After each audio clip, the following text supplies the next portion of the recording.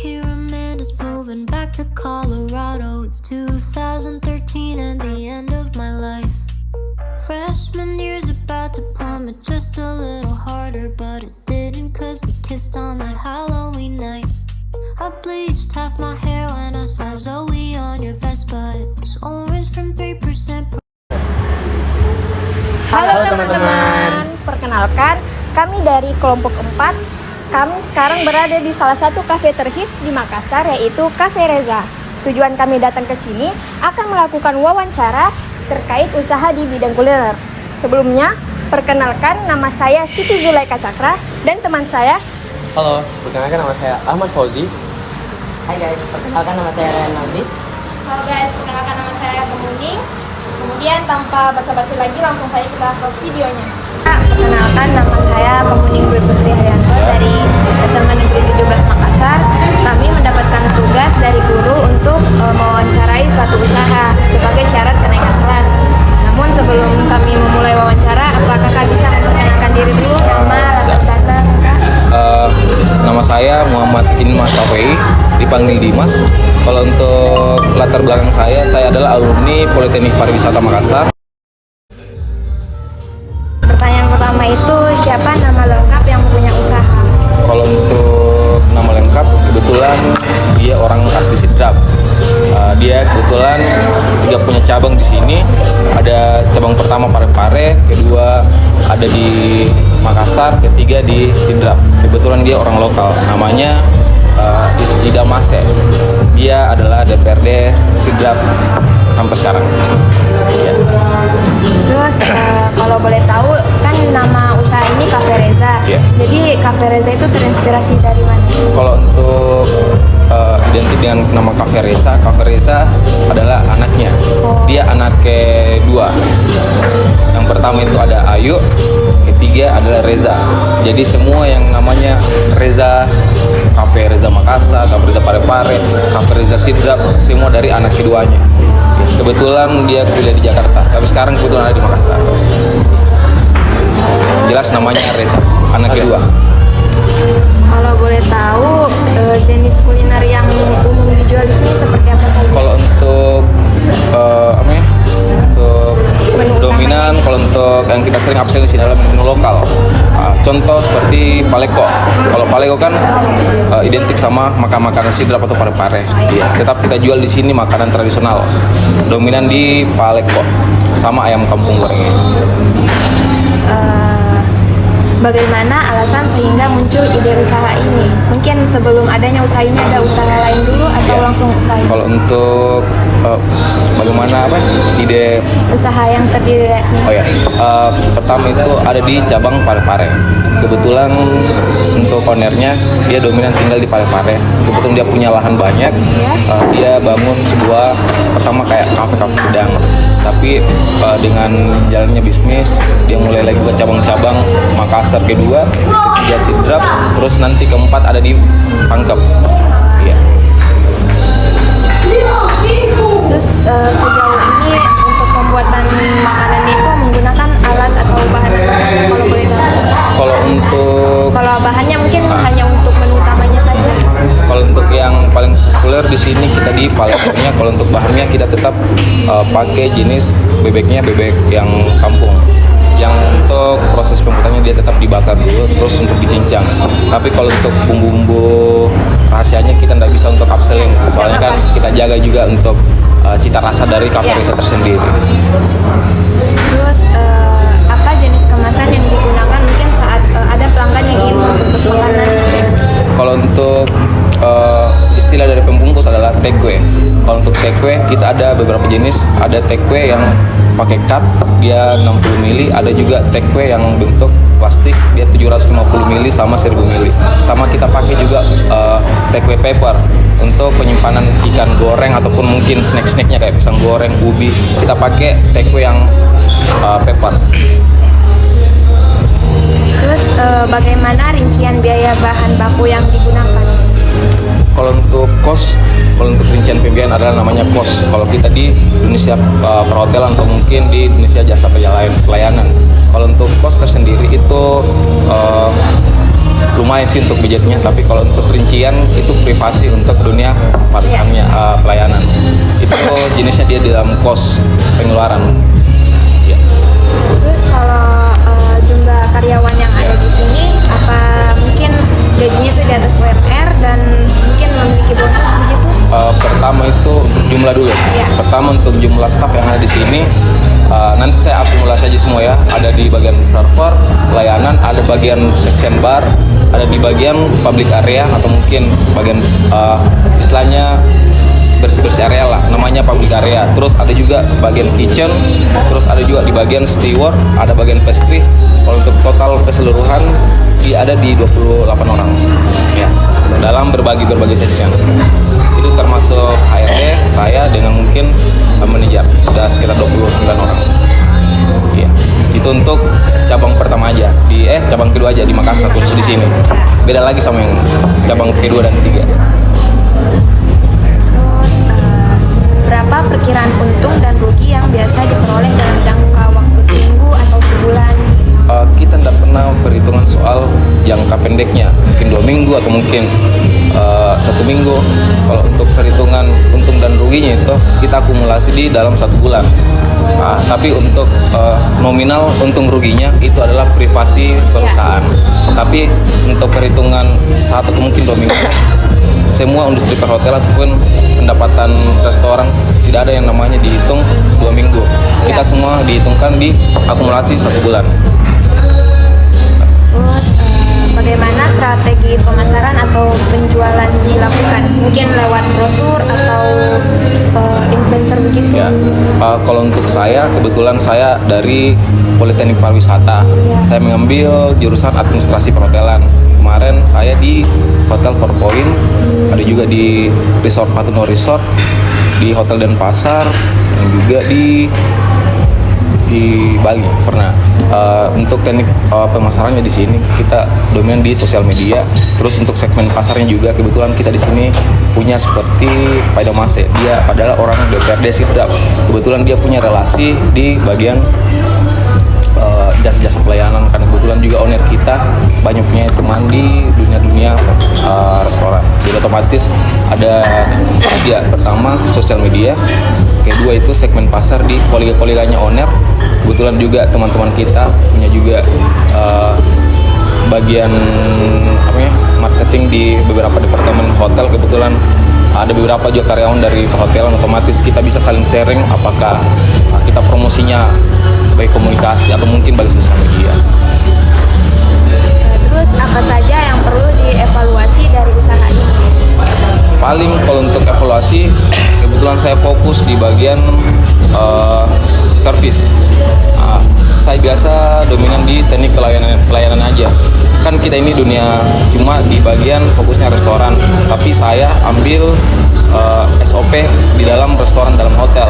Contoh escort de guest, maksudnya kalau escort de guest kan dari awal pintu tamu masuk kita sudah bukakan pintu, tawari mau duduk di mana.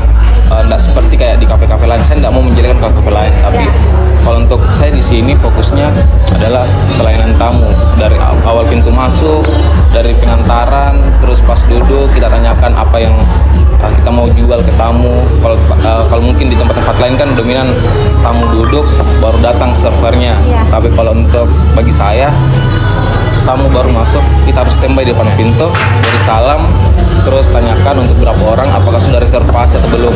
Karena di sini saya mainkan teknik service untuk dunia perhotelan dalam restoran.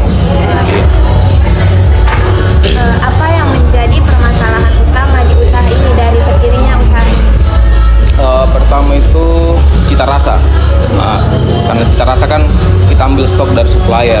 Kalau mungkin kualitas makanannya kayak sayurnya agak tidak terlalu layak dijual, atau mungkin pas datang tidak terlalu fresh, itu bisa menunjang untuk kualitas makanan. Makanya itu ada di sini namanya cost control, mungkin bagian higienitas. Dia selalu double check untuk kualitas makanan. Kan kalau di tempat lain biasa dari kayak semacam cost controlnya kah, atau mungkin higienitasnya. Kalau kita di sini saya satu orang untuk arahkan selalu double check kualitas sama kelayakan untuk penjualan makanan. Makanya kalau mau dijadikan untuk produk, cek dulu kualitasnya. Kalau memang nggak layak atau mungkin seperti pisang goreng, kalau datang di sini pisangnya harus dicek dulu. Kalau memang ukurannya tidak terlalu besar, pasti bakalan saya balikin. Karena saya di sini cari untuk kualitas yang agak besar. Atau mungkin kangkungnya.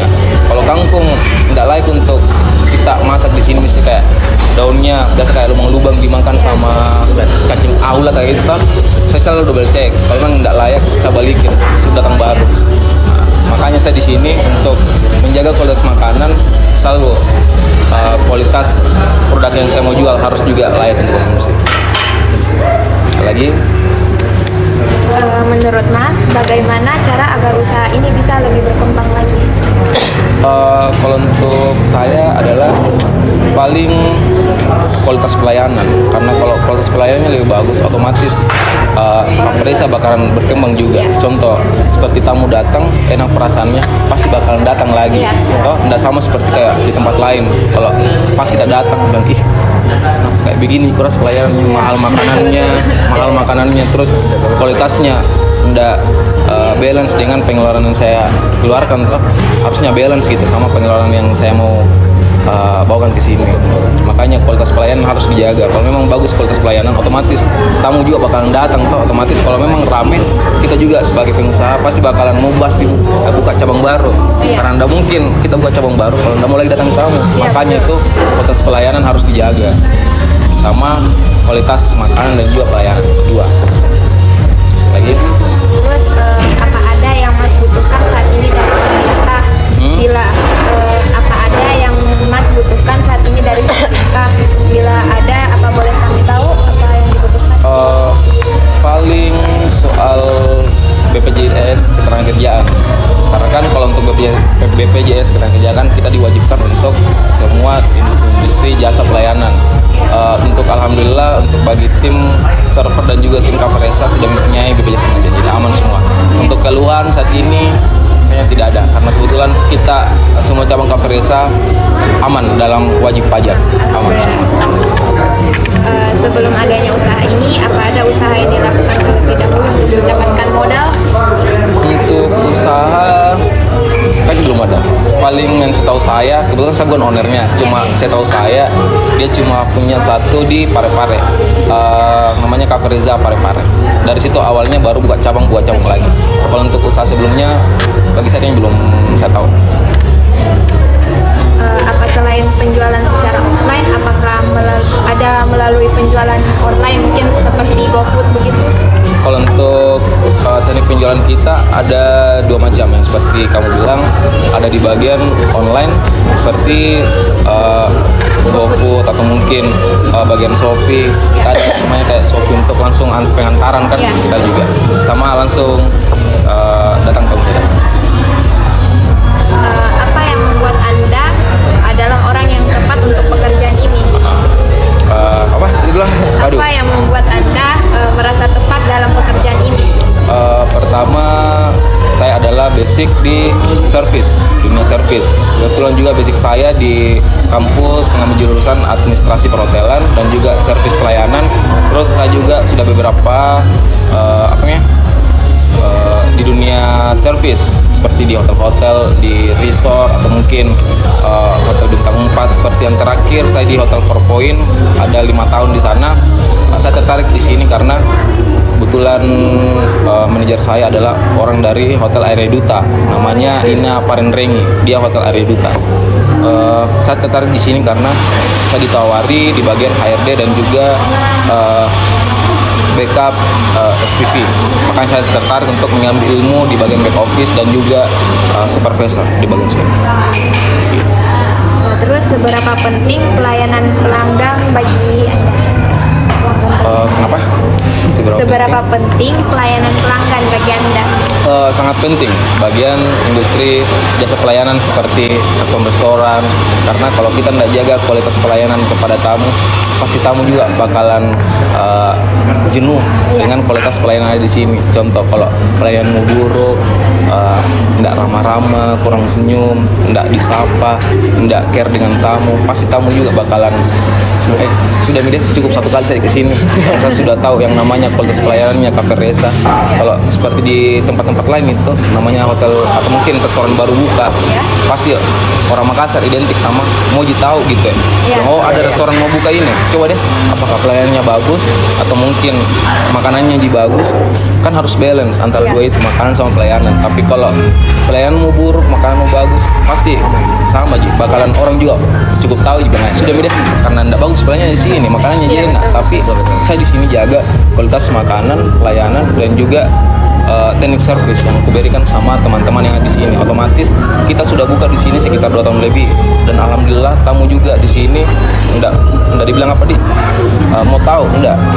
Dia sudah tahu yang namanya teknik service yang ada kita pakai di sini, teknik service sesuai sama standar hotel dan juga restoran. Otomatis tamu yang ada di sini pasti bakalan mau lagi datang. Bilang, ayo deh kembali lagi deh ke Cafe Reza karena enggak bakalan bosan Kak sama pelayanannya ramah, enggak tegang, karyawannya enak. Karena saya di sini mainkan kita kerja, ada saatnya main, tapi kalau ada tamu tetap ikut SOP yang kuberikan. Karena di sini kita semua enjoy, tidak ada tekanan, otomatis kita kerja enak juga sama tamu. Nah, sebelumnya saya lupa tanya juga tema kafe ini kira-kira apa? Kalau untuk nuansa di sini, kita di sini klasik tradisional. Karena nuansa kayak interior di sini kita ambil dari Bali. Jadi tulang kayunya kita samakan seperti pare-pare, sidrap dan juga Makassar. Seperti mejanya ini dan interior lainnya kita semua samakan. Tidak ada beda antara cabang-cabang 3 tersebut. Jadi untuk kayu-kayu ini dimix jati dan juga kenari dan interior lainnya dia dari Bali. Seperti patung ini juga dari Jogja. Di sidrap juga dia ada patungnya, tapi dia patung bebek. Di Makassar dia punya Garuda. Kalau untuk di pare-pare dia belum memiliki patung.